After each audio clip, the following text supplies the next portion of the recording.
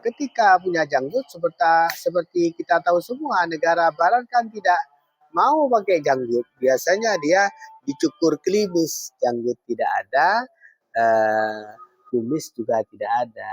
Di negara barat begitu sampai sekarang masih begitu ya, masih begitu. Kalau Ki Haji Agus Salim itu memakai janggut sama dengan saya. Umat Islam memang oleh Rasulullah dianjurkan memelihara janggut.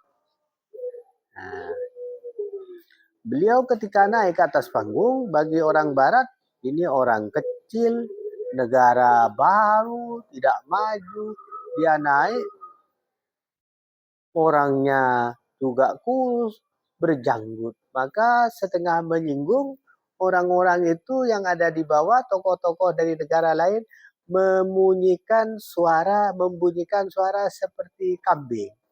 Jadi apa? Embe, embe, embe, begitu kata mereka menyinggung Ki Haji Agus Salim. Embe, embe, untuk menyinggung janggut yang dipakai oleh Agus Salim. Agus Salim saking pandainya, dia tidak marah, tidak minder juga.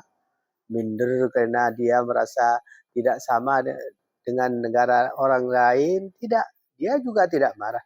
Dia memakai cara diplomasi yang sangat bagus. Apa? Dia langsung panggil petugas keamanan.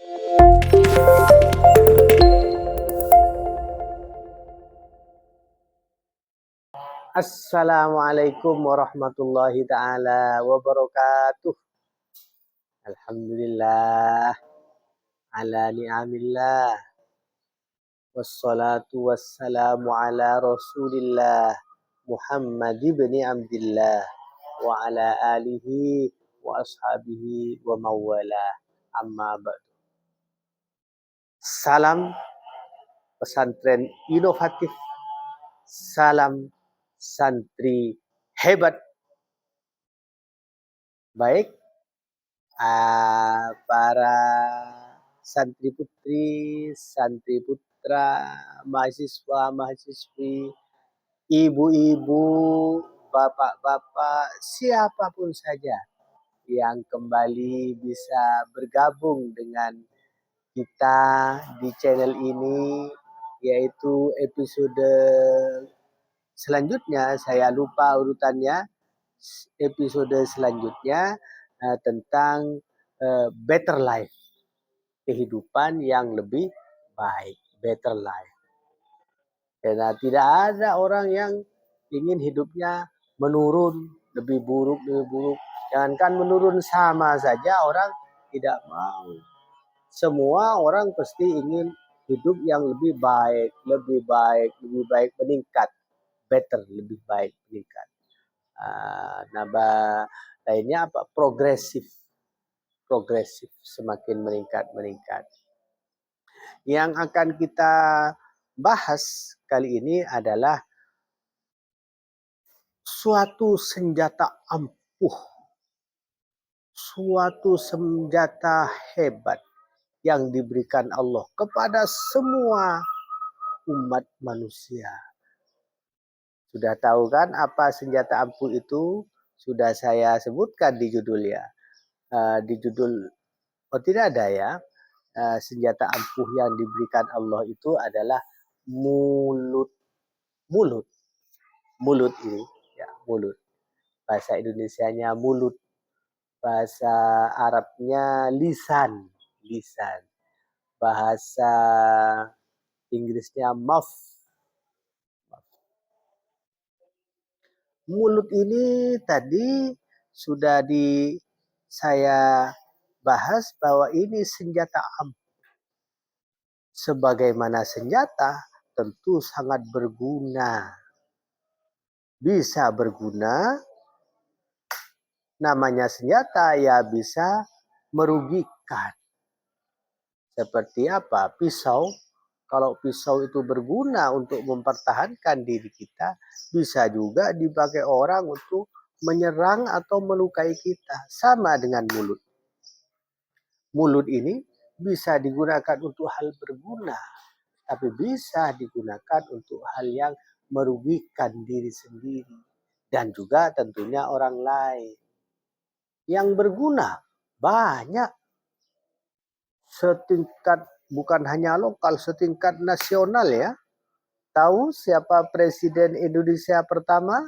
Yaitu Insinyur Soekarno. Terkenal juga dengan julukannya, bukan hanya presiden pertama, yaitu seorang proklamator. Dia yang memproklamasikan, yang mengumumkan kemerdekaan Indonesia. Tahu apa julukannya untuk dia? Dia terkenal sebagai orator ulung. Seorang yang sering berpidato, cakap berpidato, pandai berpidato, tapi juga ulung. Kalau dia sekali berpidato, mampu menghipnotis, mampu mensihir orang banyak, mampu membangkitkan semangat orang banyak. Di lapangan beribu-ribu orang itu dengar suaranya Bung Karno, mereka menjadi semangat. Mereka menjadi berani walaupun asalnya takut. Itulah kemampuan lisan yang dimiliki oleh Soekarno. Sekarang mudah caranya, tinggal di browsing di YouTube. Coba semua pemirsa lihat dan dengarkan bagaimana menggema, bagaimana dahsyatnya suara Bung Karno. Browsing di YouTube coba, banyak di situ dipasang dokumen pidatonya Bung Karno. Yang lain apa ya? Yang lain selain Bung Karno, ya saya kira tidak usah banyak-banyak, dua saja ya, dua saja. Tiga biar komplit. Tiga, yang kedua adalah Bung Tomo. Bung Tomo. Bung Tomo itu pahlawan dari mana? Surabaya. Surabaya, seorang pejuang yang berdasarkan penyiar Radio Republik Indonesia RRI. Waktu itu belum ada TVRI, belum ada televisi, hanya ada RRI. Bung Tomo ini suaranya saya masih ingat, kalau beliau berpidato di radio itu bulu kuduk jadi merinding. Karena suaranya sangat lantang dan berwibawa. Apalagi kalau dibarengi dengan takbir lafaz Allahu Akbar. Terkenal itu kan, Allahu Akbar, Allahu Akbar, Allahu Akbar. Dan dia salah satu, diakui oleh semua kalangan, salah satu orang yang mengobarkan semangat para pejuang di Surabaya, kota Surabaya, kebetulan dekat dengan saya, kota Surabaya, sehingga timbullah peristiwa Hari Pahlawan Nasional. Tanggal berapa Hari Pahlawan Nasional? Tanggal 10 Juli. Salah, 10 Juli. Yang betul adalah 10 Agustus. Salah juga. Salah. 10 November itu Hari Pahlawan. Pemerakarsanya adalah Bung Tomo. Dengan senjata lisannya mampu mengobarkan semangat orang menjadi tidak takut mati. Menjadi berani dengan senjata lisannya saja.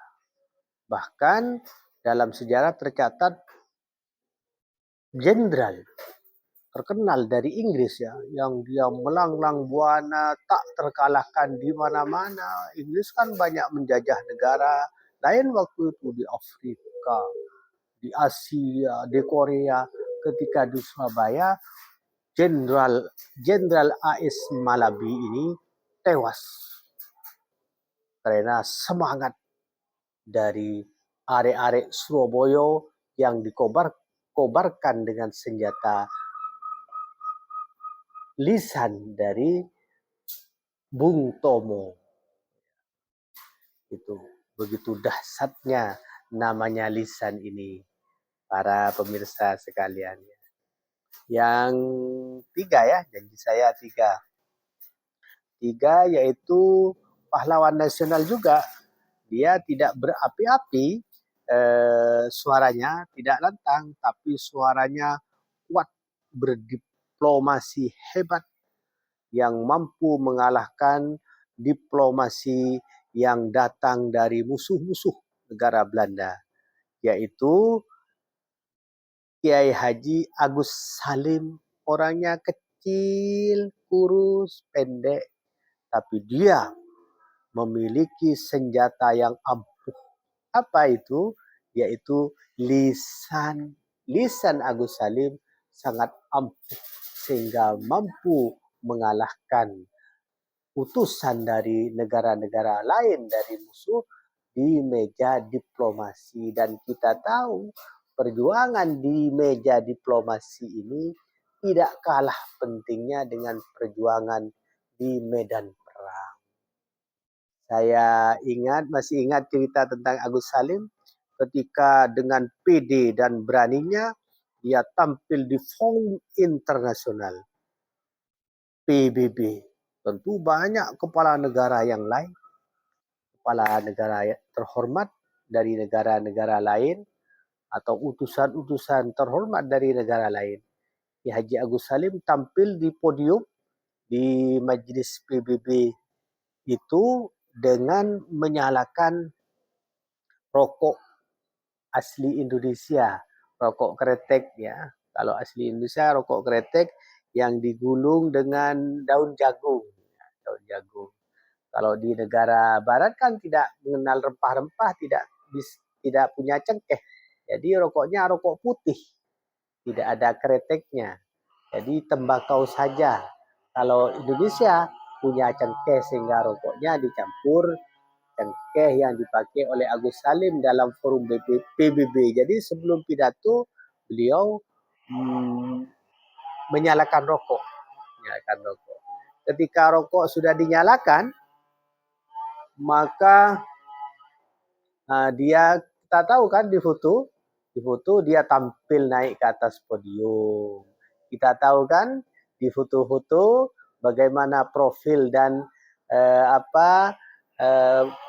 wajahnya beliau, Ki Haji Agus Salim, orangnya pendek, kecil. Salim, tapi dia kebetulan sama dengan saya, punya janggut. Ki Haji Agus Salim punya janggut, sama dengan saya, punya janggut. Ketika punya janggut, seperti kita tahu semua, negara barat kan tidak mau pakai janggut. Biasanya dia dicukur klimis, janggut tidak ada, kumis juga tidak ada. Di negara barat begitu, sampai sekarang masih begitu ya, masih begitu. Kalau Ki Haji Agus Salim itu memakai janggut sama dengan saya. Umat Islam memang oleh Rasulullah dianjurkan memelihara janggut. Beliau ketika naik ke atas panggung, bagi orang barat ini orang kecil, negara baru, tidak maju, dia naik, orangnya juga kurus, berjanggut. Maka setengah menyinggung, orang-orang itu yang ada di bawah, tokoh-tokoh dari negara lain, membunyikan suara seperti kambing. Jadi embe, begitu kata mereka menyinggung Ki Haji Agus Salim. Embe, untuk menyinggung janggut yang dipakai oleh Agus Salim. Agus Salim saking pandainya, dia tidak marah. Tidak minder juga. Minder karena dia merasa tidak sama dengan negara orang lain. Tidak, dia juga tidak marah. Dia memakai cara diplomasi yang sangat bagus. Apa? Dia langsung panggil petugas keamanan. Petugas keamanan tentu pakai bahasa Inggris ya, karena Ki Haji Agus Salim kan menguasai 6 bahasa. Kalau tidak salah saya sekitar 6 bahasa. Jadi pakai bahasa Inggris dia bisa. Ya, tapi saya pakai bahasa Indonesia. BB pakai bahasa Indonesia. Kenapa saya terjemahkan bahasa Indonesia? Karena takut para pemirsa nanti tidak mengerti, tidak paham. Jadi pakai bahasa Indonesia. Pemirsa tidak paham, saya tambah tidak paham. Bapak keamanan, ruangan ini ruangan terhormat hanya untuk manusia. Jadi kalau ada kambing-kambing ini tolong ditangkap, dibawa keluar, seret keluar dari ruangan ini. Itu perkataan Agus Salim. Jadi ketika mendengar itu langsung yang berbicara suara Mbak tadi langsung tutup mulutnya. Menjadi malu dan kalah. Itulah kekuatan, kesaktian, kehebatan senjata lisan, mulut yang ada di pahlawan nasional Kiai Haji Agus Salim. 3 saja cukup. Itulah 3 hal yang menjadi bukti bahwa lisan itu sangat berguna, powerful, sangat kuat. Tokoh nasional, tokoh internasional saya kira bisa dicari sendiri banyak ya, biar tidak terlalu banyak contoh, cukup 3 saja. Bahwa lisan itu sangat berguna. Tapi sebaliknya, ia juga bisa berakibat buruk, melukai pada orang lain maupun pada diri kita. Saya kutip sebuah hadis dari Abdullah ibnu Umar radhiyallahu anhu. Qala Rasulullah sallallahu alaihi wasallam al-muslimu man salimah al-muslimuna min yadihi wa lisanihi. Orang Islam adalah orang yang selamat orang lain dari gangguan tangan dan gangguan lisannya. Rasulullah mensabdakan 2, tangan dan lisan. Tapi saya memakai sekarang fokus kepada lisan saja. Karena kalau tangan bisa melukai, menyakiti orang. Memukul, menampar, mencubit, mentinju, membonggem. Tapi hanya jangkauan dekat saja. Mungkin berapa? 1 meter ya, paling jauh itu. Atau mungkin paling jauh bisa sampai 10 meter tapi didatangi. Ketika kita marah kepada orang, kita datangi dia, kemudian kita pukul. Paling jauh 10 meter. Lebih dari itu kalau lebih jauh misalnya berapa? 1 kilo tidak bisa kita sakiti. Apalagi setengah kilo saja tidak bisa, apalagi 1 kilo. Tapi kalau mulut, para pemirsa sekalian, kalau mulut ini bisa powerful, bisa menyakiti banyak orang. Dalam jarak dekat tentu bisa. Kita marahi dia. Kita sindir dia. Kita sakiti hatinya dengan mulut. Dalam jarak dekat. Dalam jarak jauh bisa. Bukan hanya setengah kilo, 1 kilo, bahkan tak terkira jauhnya bisa kita sakiti dengan mulut ini. Apalagi sekarang teknologi komunikasi sudah sedemikian canggih. Kita bisa menyakiti orang yang jauh, ratusan kilometer dari kita dengan pakai headphone sekarang. Sudah ada telepon. Ya, telepon. Sudah bisa. Kalau dulu bisa juga walaupun belum ada telepon. Dengan pakai apa? Dengan pakai lewat orang, utusan, atau lewat tulisan. Utusan, atau lewat tulisan. Makanya hal yang merugikan dan bisa disampaikan lewat orang lain itu salah satu dosanya dalam Islam adalah ghibah. Ghibah yaitu membicarakan keburukan, kejelekan orang lain kepada orang lain. Itu ghibah. Kalau bahasa Indonesianya apa ya? Bukan persis Indonesia, ngerumpi, ngerasani bahasa Jawanya, arasanan bahasa Maduranya. Siapa? Sekarang sudah tahu kan bahwa mulut ini yang karunia Allah ini bisa bermanfaat, bisa merugikan.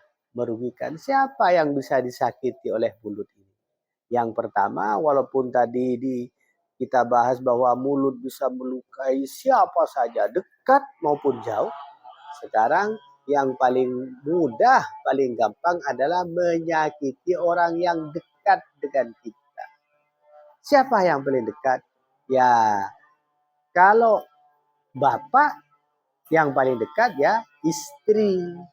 Kalau istri yang paling dekat yang bisa dilukai oleh mulutnya adalah suami. Kalau kakak bisa melukai adik, kalau adik bisa melukai kakak, kalau anak bisa melukai perasaan ibu bapak, ibu bapak bisa melukai perasaan anak, tetangga dekat, paman, bibi, semuanya yang dekat-dekat itu bisa kita lukai dengan mulut kita. Sampai demikian pentingnya Allah sendiri, Allah langsung menyatakan wala taqul lahuma uff wala tanharhuma. Allah berfirman langsung, jangan kamu sampai mengatakan uff. Uff bahasa Arabnya, bahasa di Indonesia apa ya? Cih, bah, loh, bukan menyakiti pada orang tua kita, bapak dan ibu kita, tidak boleh. Itu menyakiti perasaan pada bapak dan ibu. Langsung Allah yang mengatakan. Mengatakan begitu tidak boleh. Wala tanharhuma, jangan sampai membentak kepada orang tua. Orang tua.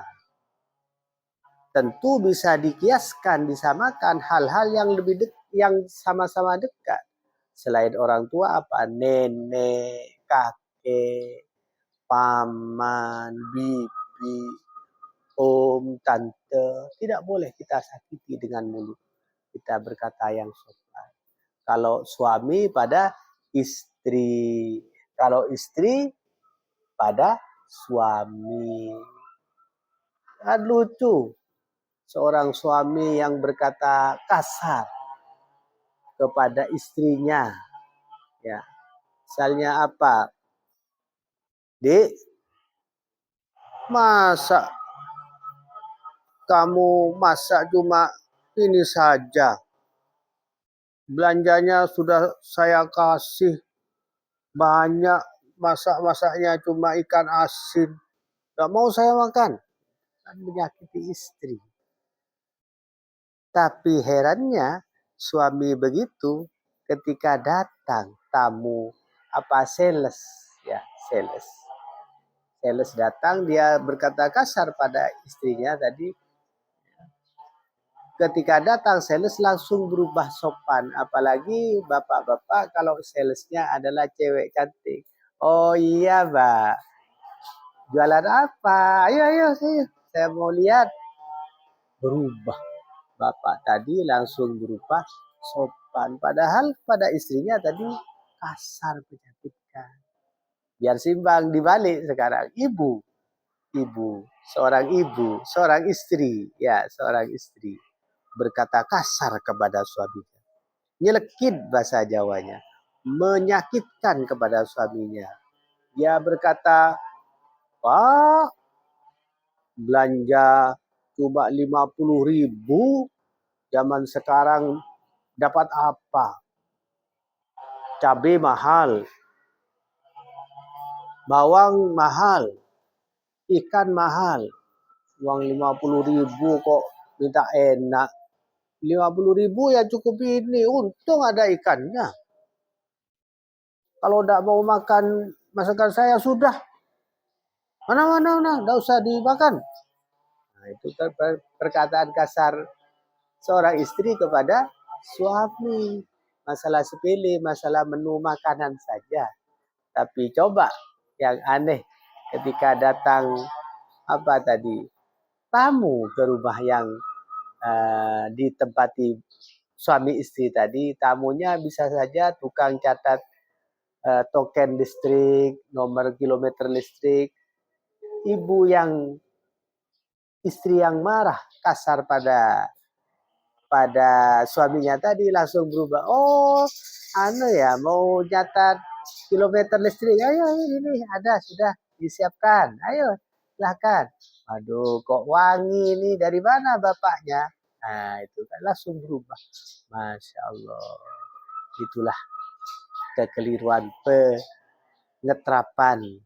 Bukan kekeliruan pengetrapan, keliru semua. Pada suaminya keliru, kepada orang lain juga keliru. Gitu. Seharusnya berkata sopan juga, baik kepada suami maupun kepada orang lain. Perkataan kasar atau perkataan keras ini terdiri dari dua hal. Apa yang kasar dan keras? Yang pertama, intonasi atau nada bicaranya. Nada bicaranya keras. Kamu, pergi-pergi sana. Itu intonasinya tinggi, keras. Yang kedua adalah selain keras intonasi atau nada bicaranya, yang keras adalah diksi atau pilihan katanya. Pilihan katanya harus bisa saja intonasinya lemah, tapi diksi atau pilihan katanya keras. Contohnya, kita berkata lemah, lembut, intonasinya kepada orang lain yang mau kita sakiti. Misalnya adik-adik, monyet hitam, jangan terlambat lagi ya. Itu kan diksinya menyakitkan walaupun intonasinya lemah. Jadi dua hal itu para pemirsa sekalian. Ya, bapak-bapak, ibu-ibu, adik-adik, mas semua, dua itu yang harus kita perhalus untuk tidak membuat orang lain sakit. Apanya? Yaitu diksinya dan intonasinya. Tidak kurang-kurang contoh orang yang berakhlak mulia yaitu Rasulullah. Rasulullah diksi dan intonasinya lemah lembut. Beliau punya istri tercinta, semua istri beliau tercinta, tapi dia menyebut kepada salah satu istrinya dengan julukan yang membuat dia senang dan bangga. Apa? Yaitu Aisyah. Dia panggil Humairo. Ya Humairo, wahai istriku yang kemerah-merahan. Dalam sirah Nabawi diterangkan bahwa Aisyah itu pipinya bersemu merah. Bukan bersemu merah karena lipstik, bukan karena bedak, tapi asli Humairo bersemu merah. Jadi beliau panggil ya Humairo, wahai istriku yang kemerah-merahan. Aisyah sangat senang seperti itu. Tidak dipanggil biasa, dipanggil Aisyah, tidak, dia panggil Humairo. Itu contoh Rasulullah. Ini bisa dipakai oleh bapak-bapak atau ibu-ibu. Kalau sudah selesai episode ini, nanti langsung dipakai kepada istrinya, jangan dipanggil namanya Mas, jangan begitu. Atau kalau namanya Toyib, Toyib, jangan begitu.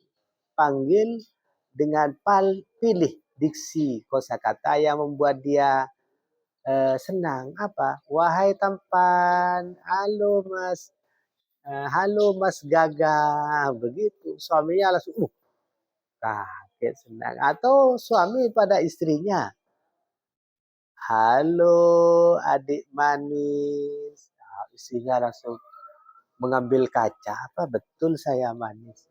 Nah, saking senangnya. Dan itu Bapak Ibu, mohon maaf kepada adik-adik yang belum bersuami atau belum beristri. Ini wilayah dewasa. Itu gratis, tidak perlu biaya, cukup memakai mulut saja. Itu membuat suami senang, istri senang. Beda dengan membelikan baju baru, tas baru, perlu biaya ratusan ribu atau mungkin sejuta lebih. Tapi cukup dengan mulut, gratis dan membuat dia senang. Contoh Rasulullah. Contoh Rasulullah lagi kepada orang terdekat menantunya yaitu Ali.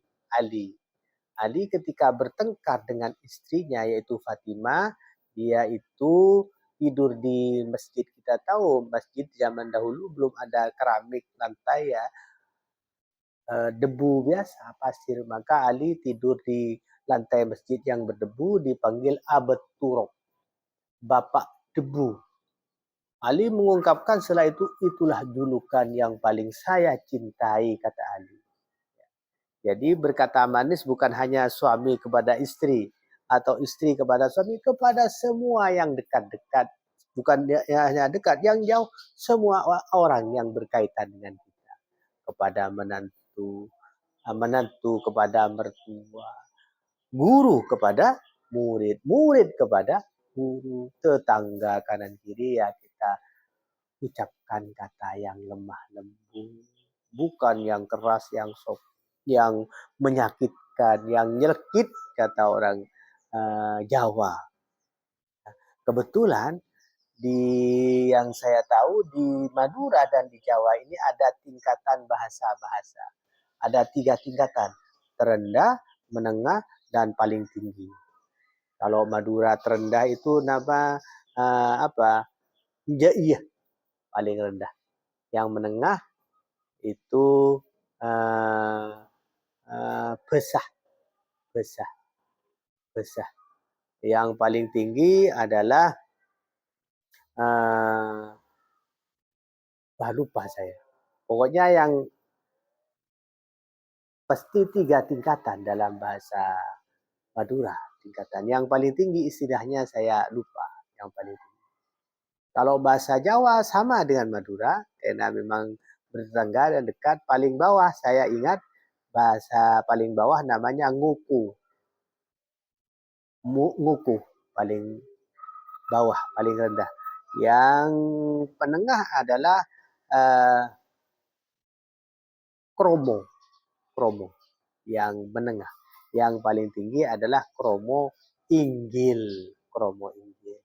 Maka karena mengenal tingkatan bahasa, kita gunakan bahasa yang sopan dan lemah lembut, tidak menyakiti orang lain. Kalau bisa ya pakai yang atas tadi, kromo.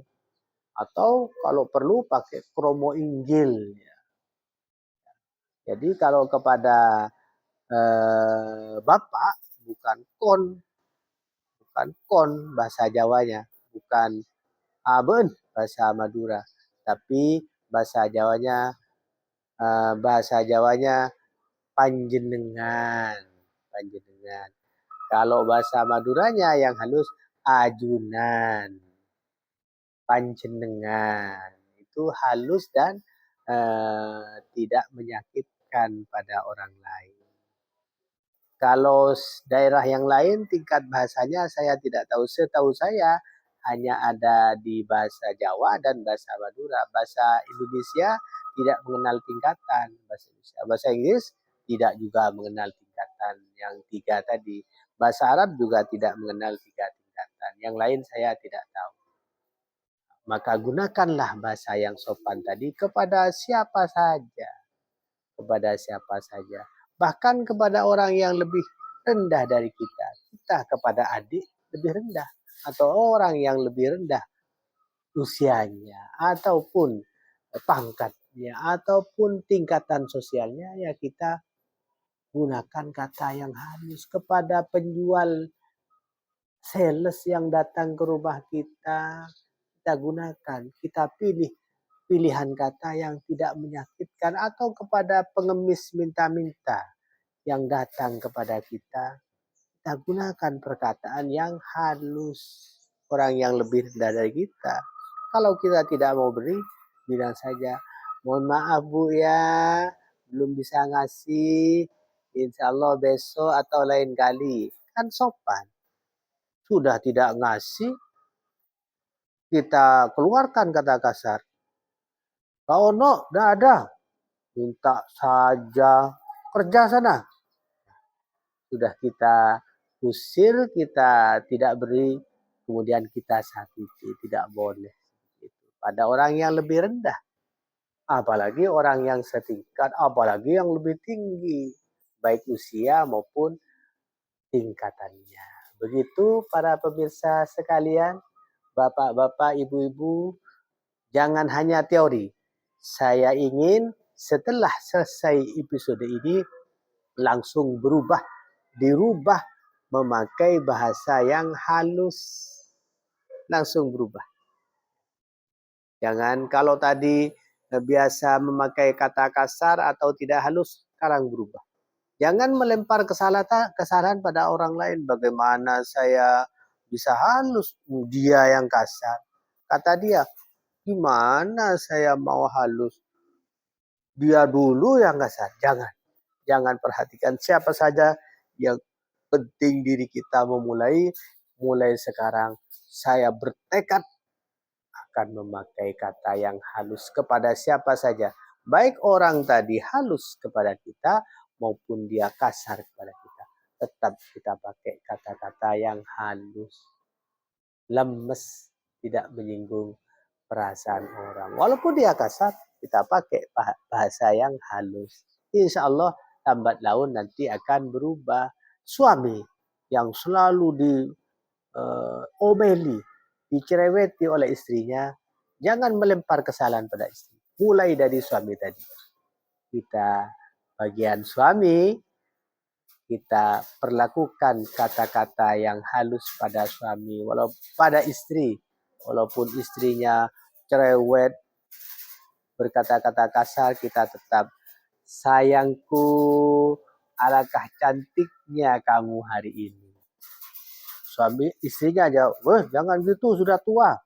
Ya kita, aduh adikku, kalau bukan kamu yang cantik siapa lagi? Tetap begitu ya, suami ini, suami. Istri juga begitu. Suaminya keras, kasar, menyakitkan. Si istri tetap memakai cara tadi, harus berkata yang lemah lembut.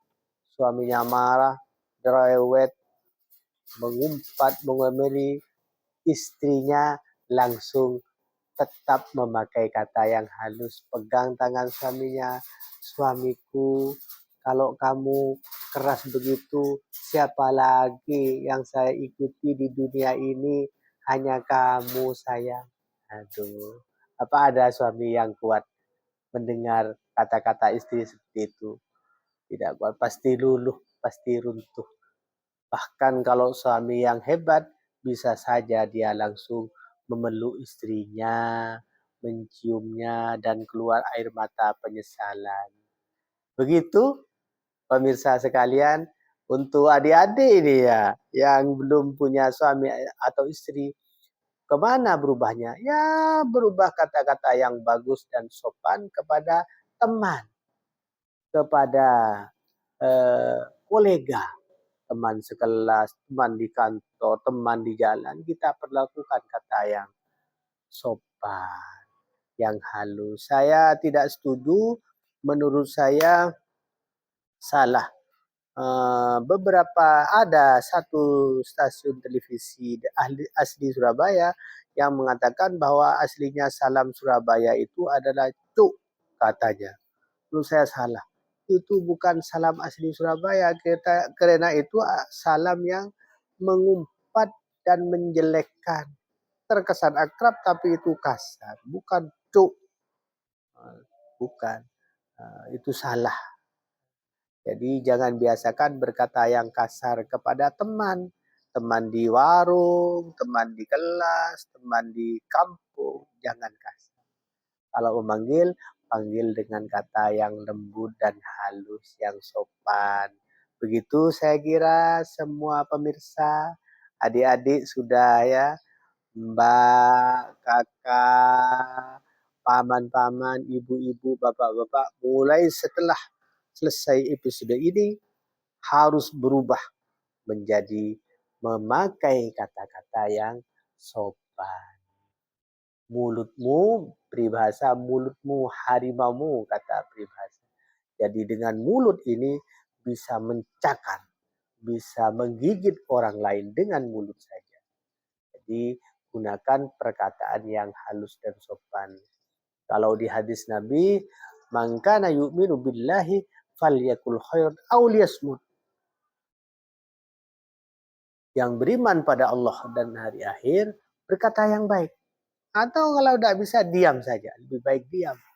Kalau tidak bisa berkata baik, ya diam saja. Tidak usah berkata. Kalau perkataan itu tidak baik, bisa melukai orang, menyakiti orang lain, atau salah. Diam. Baik diam. Tahan. Tahan. Bahasa Inggrisnya apa? Keep your mouth. Tahan mulutmu. Jangan sampai diumbar, dilepaskan untuk hal yang tidak jelas, apalagi bisa menyakiti orang lain. Sudah cukup? Begitu para pemirsa sekalian, saya kira sudah cukup episode kali ini. Saya ucapkan matur sekelangkung, matur nuwun. Thanks you very much. Syukron kathiron. Jazakumullah khairul jaza. Wassalamualaikum warahmatullahi wabarakatuh.